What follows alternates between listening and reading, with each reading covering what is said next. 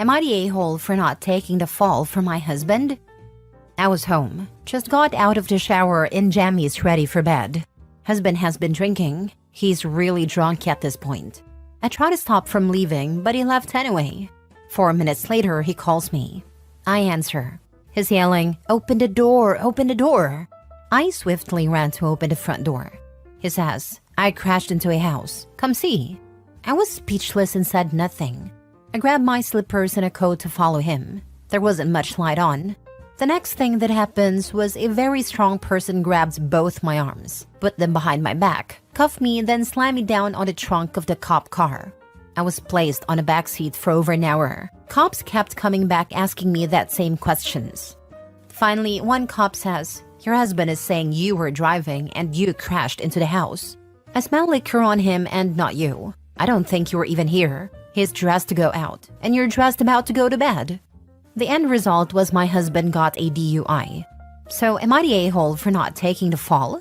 He's still furious with me for not saying it was me. He says it would make more financial sense if I took the fall so we wouldn't have to get hit with that 10K price tag of a DUI. It's making me feel like I'm crazy. Please help.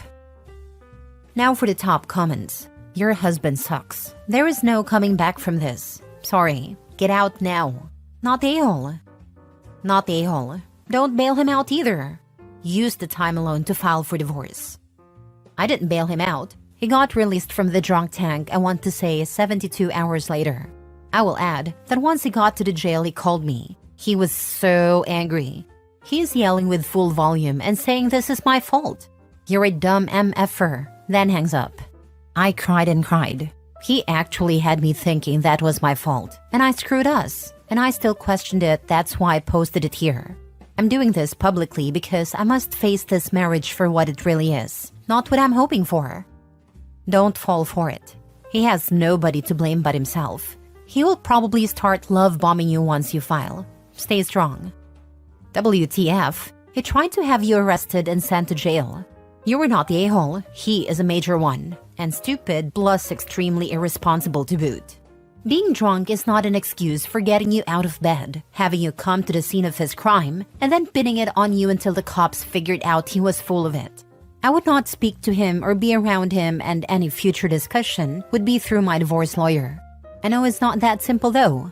He needs therapy if he doesn't understand how messed up this is, and how cruel it was to someone he is supposed to love and protect.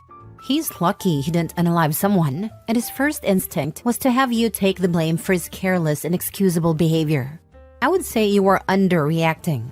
Does he often control everything and try to force you into situations that are dangerous and uncomfortable? I'm worried for your safety because this is something he did so callously just because he wasn't prepared to take accountability for his actions. If he didn't want to fine for a DUI, he shouldn't have been drinking and driving. It's simple. I'm sorry you now have to deal with the consequences of his mistakes.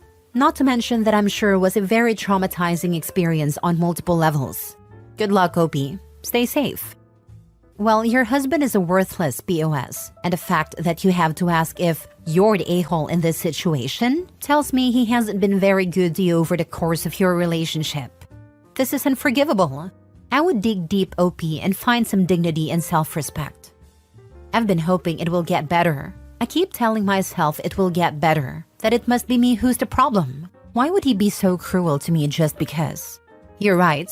I've lost a lot of my dignity and self-respect for myself.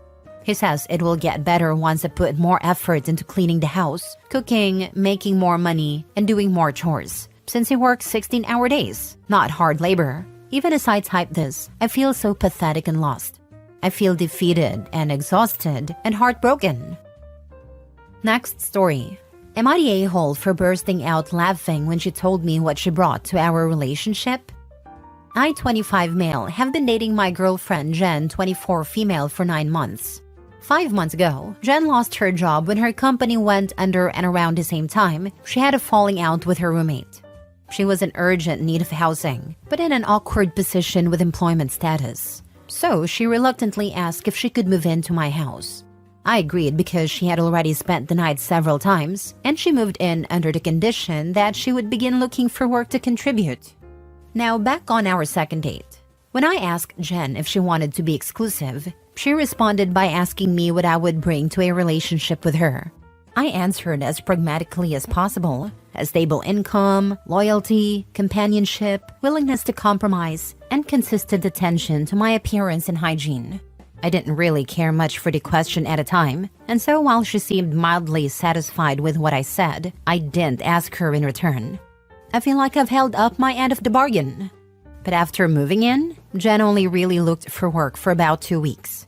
She now spends the majority of her waking hours on Instagram, TikTok, and Netflix.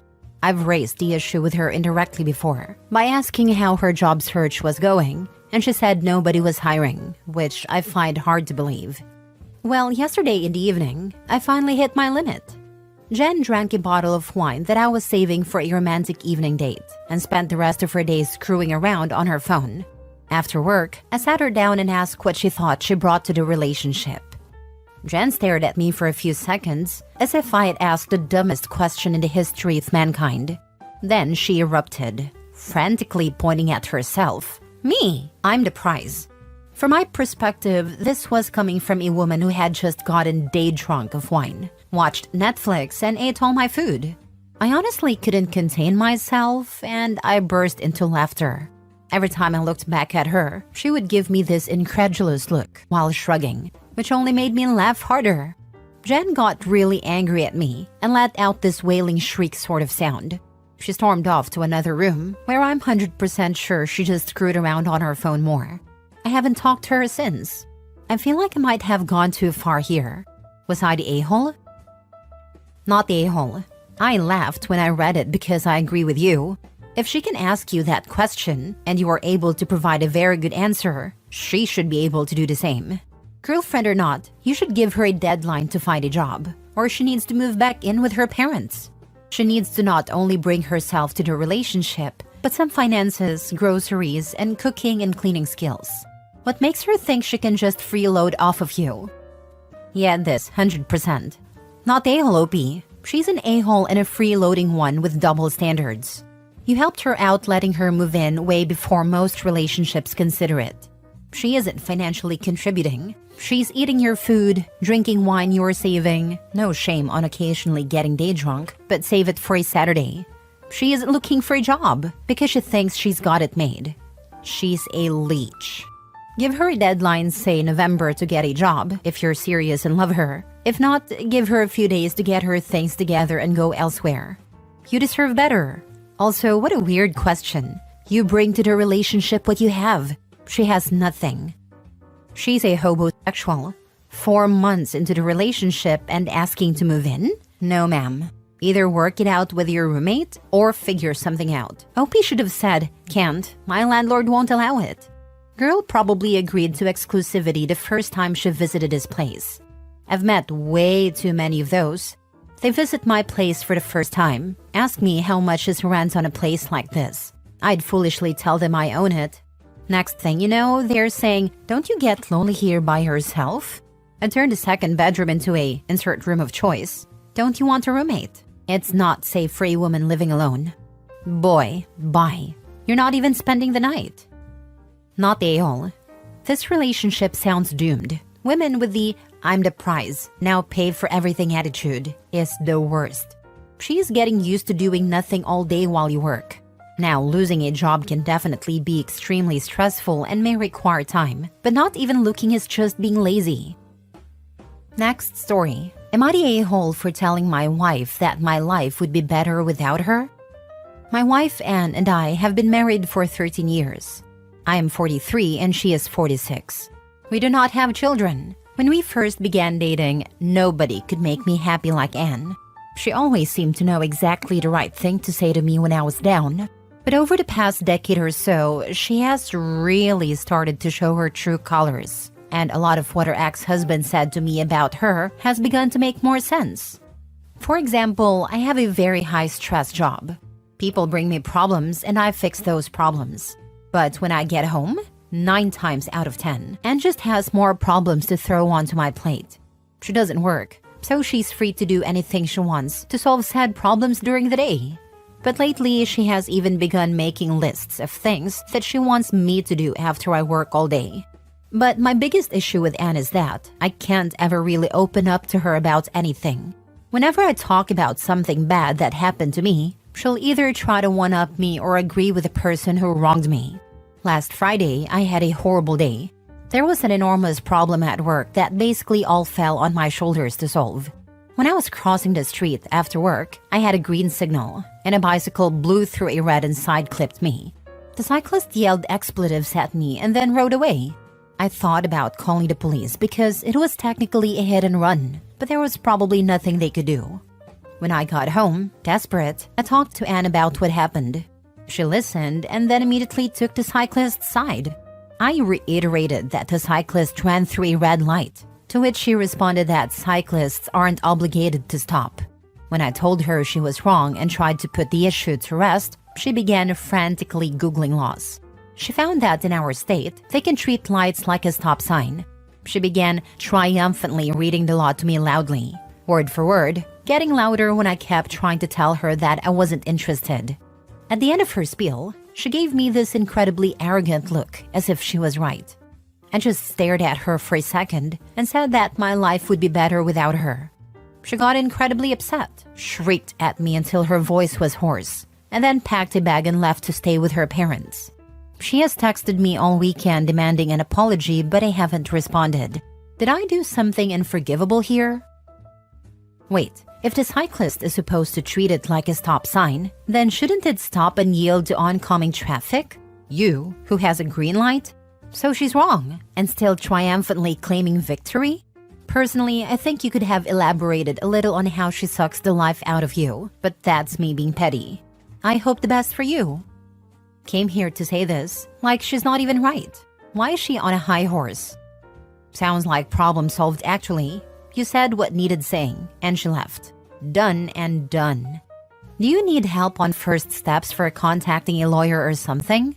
Because otherwise it sounds like you got her out of your house with minimal effort. Sounds like this was just a tiny straw that finally broke the camel's back. I hope you should stop worrying about this situation with the cyclist and look back at all the times he has felt not only unsupported, but have had problems that she dumped in his lap, that she could have dealt with herself while he was working. Think about the totality of the situation, OP, and then contact a lawyer. Not the a-hole. Her ex-husband was a real one for the pre-warning, even though he knew OP would have been in honeymoon phase. What did her ex say about her? He called her a colossal manipulative witch. I nearly hit him when he said that to me. Honestly, if anyone deserves an apology here, it may be him. Never too late to acknowledge that you're an idiot, Toby. 13 years wasted. Now hop to it. You were handed an exit on a silver platter. If you want to double down, reply back to her saying her ex was right about her. Last story. Am I the a-hole for wanting to break up with my husband after he called our autistic son a burden and said he wants to give him up for adoption? I, 30 female, have been married to my husband, 32 male, for 5 years.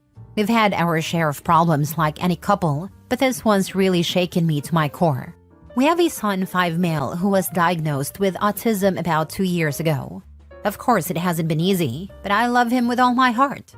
He's sweet, and despite the challenges, I could never imagine life without him. Lately, my husband has been acting different. He's more distant, like he's checked out emotionally. I chalked it up to stress from work, or maybe just that we're both overwhelmed trying to balance everything. But then, I overheard something that I can't unhear. He was talking to a couple of his friends, and they were discussing kids, parenting, etc. One of his friends made some offhand comment about how hard parenting is, and that's when my husband just let loose. He started saying how our son is too much to handle, and that it feels like he's a burden. He even mentioned that sometimes he wishes we could give him up for adoption. Like what? I couldn't believe it. At first I thought maybe he was just frustrated and saying things out of anger or stress, but he kept going. He wasn't just venting. He said he missed the freedom we had before becoming parents, and that he thinks it would be better for everyone if we weren't stuck with his life. I was absolutely crushed. How could he talk about our son like that? I would never give up on him, not for anything. He's not a burden. He's a beautiful boy who just needs more understanding and patience. Hearing my husband say those things about him just shattered me inside. When I confronted him, he brushed it off, saying I was overreacting and that he didn't really mean it, that he was just blowing off steam with his friends. But how can I not take that seriously? He's literally talking about abandoning our son. He didn't apologize. He said he's just overwhelmed and feels like our son's autism is taking over our lives, and he doesn't know how much more he can take. But instead of working through it together, he's talking about running away from the problem. Now I'm stuck. I don't know what to do. I feel like I can't stay with someone who sees our child as burden. But I also feel so torn because we're married, and I thought we'd always have each other's backs, especially when it comes to raising our child. But if he's really feeling this way, how can I trust him to be there for our son and me in the long run? I don't want to break up our family, but I also can't stay with someone who could even think about giving up our child. I love my son more than anything, and I will never allow that. So am I the a-hole for wanting to leave my husband after this? Should I be trying harder to work this out, or is it too far gone? Caregiver burnout is a real thing. Take advantage of babysitters and respite care. Remember, you are more than just a pair of parents, and act that way. With the emotional pressure cooker cooled down, he likely will re-engage with your son. 100% respite care. I'm actually doing a marketing campaign on this right now. I'm fairly shocked at how many people don't know about it. It can be extremely hard to get. If you can't afford it out of pocket, it is very difficult to qualify for aid programs, especially if autism is the only diagnosis. And even then, you need to find someone trustworthy that can be up to the task of caring for your special needs child, not just any old babysitter. Respite is amazing and necessary, but very hard for most caregivers to access reliably. I have one disabled child with serious medical needs and another that is autistic. True respite is hard to come by.